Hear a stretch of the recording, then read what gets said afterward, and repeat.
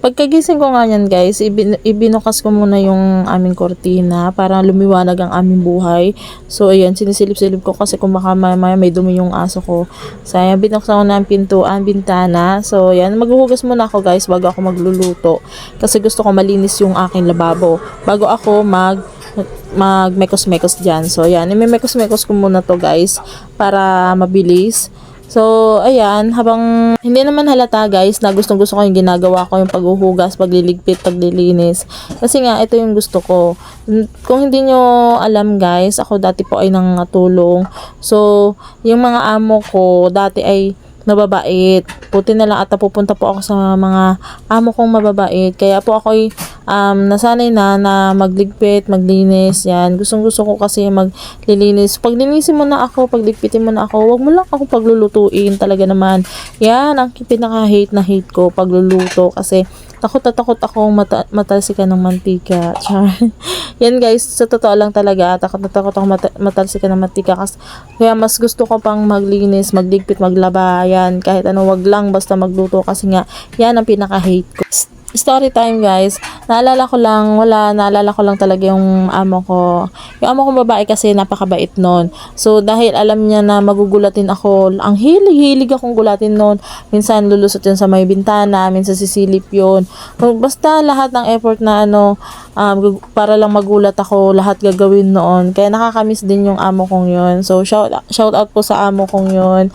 So yun po, kung mapapanood nyo to, namimiss ko kayo. Yun lang, ma'am. Tapos dati pa guys, tinulungan ako no na para lamang pabinyag ko yung anak ko.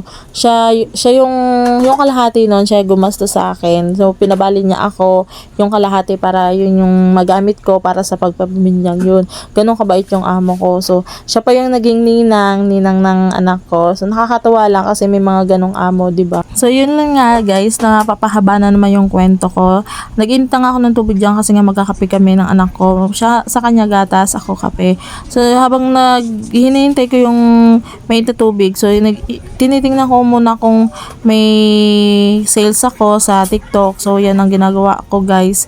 Bago ako magkikios dyan, tinitingnan ko muna talaga yung kung meron ba akong sales, kung may commission na ba akong pumasok. So, nakakatawa lang guys kasi ang dami-dami kong pwedeng gawin, ang dami-daming pagkaabalahan. Tingnan nyo guys, ganito ako magluto ng tosino. Mape-perfect ko yan guys, tingnan nyo ha. Kasi nga diba, hate ko magluto. So, yan guys, tingnan nyo, pagmasdan nyo mabuti ang tosino.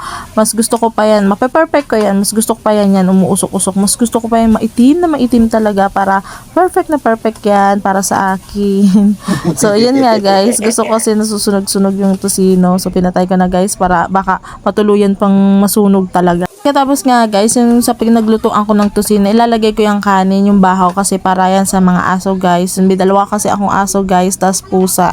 So may mga alaga ako. Ito naman yung alaga ako guys, yan yung anak ko, nag-iisa lang. So yan, papakainin ko na kasi baka mamay magutom guys, kawawa naman. Bye!